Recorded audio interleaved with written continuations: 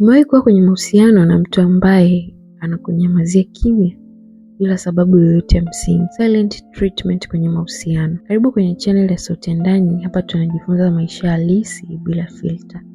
Na leo tutajifunza kwa nini mara nyingi wanaume wengi huchagua kukaa kimya pale mambo yanapoanza kuwa magumu kwenye mahusiano. Kama ni mara yako ya kwanza kusikia sauti yangu, usisahau kusubscribe, washa alama ya kengele ili uweze kuwa wa kwanza kupata video nyingine itakayokuja baadaye hapa. Usisahau ku-like, share ujumbe huu kwa watu wengine wengi ili tuweze kujifunza wote kwa pamoja. Umewahi kuwa kwenye mahusiano na mtu ambaye ghafla anakaa kimya?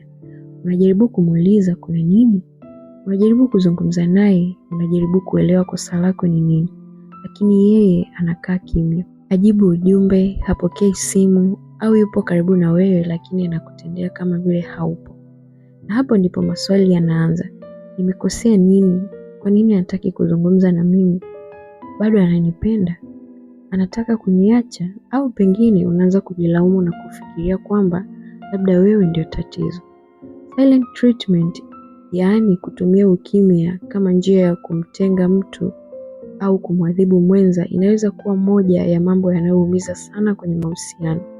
Lakini ni muhimu kuelewa kitu kimoja. Sio kila ukimya una maana sawa. Wakati mwingine mtu anahitaji nafasi, lakini wakati mwingine ukimya hutumika kama silaha. Leo tuangalie sababu ambazo zinaweza kumfanya mwanaume achague kukaa kimya badala ya kuzungumza. Sababu ya kwanza, hajui jinsi ya kuzieleza hisia zake. Baadhi ya wanaume hawakulelewa katika mazingira ambayo yaliwafundisha kuzungumza kuhusu hisia. Walifundishwa kuwa mwanaume anatakiwa kuwa strong. Usilie, usilalamike, usionyeshe udhaifu, usiogope, usiongee sana kuhusu unavyojihisi. Kwa hiyo, anapokutana na hasira, maumivu, hofu, huzuni au disappointment, anaweza asiwe na maneno ya kueleza kinachoendelea ndani yake.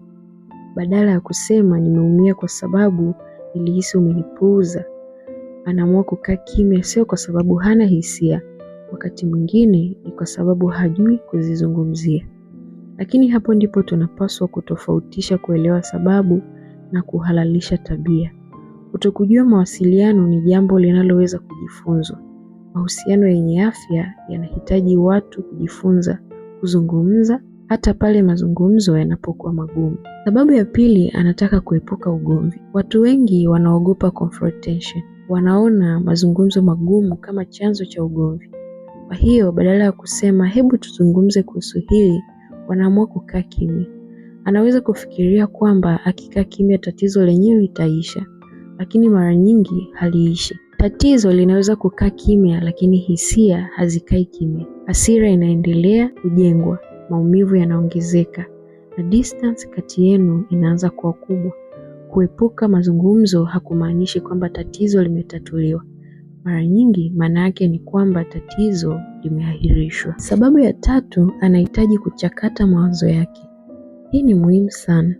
Sio kila mwanaume anayekaa kimya anafanya silent treatment. Wakati mwingine mtu anahitaji muda wa kutulia. Anaweza kuwa amekasirika sana kiasi kwamba akijibu wakati huo atasema maneno ambayo atajutia baadaye. Kwa hiyo anaweza kusema nimekasirika kwa sasa, nahitaji muda kidogo nitulie, halafu tutazungumza. Hiyo sio silent treatment. Huo ni healthy space. Tofauti iko kwenye kile kinachofuata. Mtu anayehitaji space anaweza kuondoka kwa muda lakini anarudi kwenye mazungumzo. Anasema sasa niko tayari tuzungumze. Lakini mtu anayetumia ukimya kama adhabu anaweza kukunyamazia bila maelezo kwa muda mrefu huku akijua kwamba unaumia. Hapo ndipo tofauti inapokuwa muhimu. Sababu ya nne, anahisi hasikilizwi au haeleweki. Wakati mwingine mtu anapozungumza mara nyingi kuhusu jambo fulani lakini anahisi hakuna kinachobadilika, anaweza kuacha kuzungumza. Anaweza kufikiria nimekwisha eleza mara nyingi, kuna haja gani ya kusema tena? Na hatimaye anajifunga. Hii inaweza kutokea kwa mwanaume pia. Labda amekuwa akieleza jambo moja kwa muda mrefu kwamba linamuumiza, lakini kila anapolizungumzia anahisi anapuuzwa, anakejeliwa au anaambiwa kwamba hisia zake hazina maana. Baada ya muda anaweza kuamua kuacha kuzungumza kabisa. Lakini bado suluhisho sio kukaa kimya milele. Suluhisho ni kujifunza kusikilizana. Kwa sababu mahusiano hayajengwi na mtu mmoja kuzungumza, yanajengwa na watu wawili kusikilizana. Sababu ya 5, anatumia ukimya kupata control. Hii ni upande ambao tunapaswa kuuchukulia kwa uzito. Kuna watu ambao wanajua kabisa kwamba ukimya unakuumiza. Wanajua utaanza kujiuliza maswali. Wanajua utaanza kutuma ujumbe mara nyingi. Wanajua unaweza kuanza kuomba msamaha hata kama hujui kosa lako. Na wanatumia hilo kupata nguvu juu yako. Anaweza kukunyamazia mpaka uanze kusema, please tuongee. Nimekosea nini? Tafadhali usinipuuzie.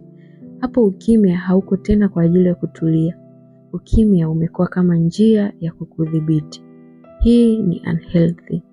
Mtu anayekupenda anaweza kukasirika na kuhitaji space, lakini hapaswi kutumia maumivu yako kama njia ya kukufanya umfuate au uogope kumpoteza. Sababu ya 6, amelemewa kihisia. Wakati mwingine emotions zinakuwa nyingi sana: hasira, msongo wa mawazo, huzuni, hofu, presha ya kazi, matatizo ya kifamilia au mambo mengine mengi ambayo huenda hata hayahusiani moja kwa moja na mahusiano. Mtu anapokuwa emotionally overwhelmed anaweza kujitenga, anaweza kuwa peke yake ili akili yake itulie. Hii haimaanishi kwamba kila mara anafanya kitu kibaya, lakini bado communication ni muhimu. Anaweza tu kusema, ninapitia mengi kwa sasa, nahitaji muda kidogo, lakini sitaki ujisikie kama ninakutenga. Sentensi moja kama hiyo inaweza kuzuia maumivu mengi sana. Sababu ya 7, hana emotional maturity ya kukabiliana na mazungumzo magumu. Mahusiano mazuri sio yale ambayo hayana matatizo, ni yale ambayo watu wawili wanaweza kukabiliana na matatizo yao. Kwa sababu kila relationship itafika mahali ambapo mtakosana. Mtahitaji kuombana msamaha, mtahitaji kukubali kwamba mmekosea. Mtahitaji kuzungumza kuhusu mambo ambayo hayafurahishi. Na kama kila tatizo linapotokea mtu mmoja anakimbilia kwenye ukimya, tatizo halitatatuliwa. Emotional maturity ni uwezo wa kusema, nimekasirika lakini bado tunaweza kuzungumza. Sikubaliani na wewe lakini nataka nikuelewe. Nimeumia lakini sitaki kukuumiza kwa makusudi. Huo ndio ukomavu unaohitajika kwenye mahusiano. Na sasa tofauti ipo hapa. Kuchukua nafasi ni tofauti na silent treatment. Kuchukua nafasi kunaweza kuwa nahitaji muda nitulie, tutaongea baadaye. Silent treatment inaweza kuwa nitakunyamazia mpaka uteseke na mpaka uje kunifuata mwenyewe. Kuchukua nafasi kuna lengo la kutuliza emotions ili mazungumzo yawe bora. Na silent treatment ya kimakusudi mara nyingi ina lengo la kuadhibu, kudhibiti au kumuumiza mwingine. Na hili ni jambo ambalo watu wengi huchanganya. Usimlazimishe mtu kuzungumza wakati amekasirika sana, lakini pia usikubali mtu kutumia ukimya wa muda mrefu kama njia ya kukudhibiti. Kuna tofauti kati ya kusema nipe muda kidogo na kutoweka kwa siku nyingi bila maelezo. Kuna tofauti kati ya space na emotional punishment. Na kuna tofauti kati ya mtu anayehitaji muda wa kuprocess hisia zake na mtu anayekufanya uteseke ili ajisikie ana nguvu. Na kama uko kwenye mahusiano ambayo partner wako anakaa kimya mara kwa mara, usikimbilie kujilaumu, jiulize. Je, anahitaji space au anatumia ukimya kama adhabu? Je, anarudi na kuzungumza baada ya kutulia? Je, tunaweza kutatua matatizo yetu au kila tatizo linaishia kwenye ukimya? Je, ninajisikia salama kuzungumza naye kuhusu hisia zangu? Na muhimu zaidi, je, ukimya huu unaleta amani au unanifanya nijihisi mwenye hofu? Kwa sababu mahusiano yenye afya hayahitaji uwe na hofu kila wakati, kwamba ukisema jambo fulani mtu atakunyamazia kwa siku kadhaa.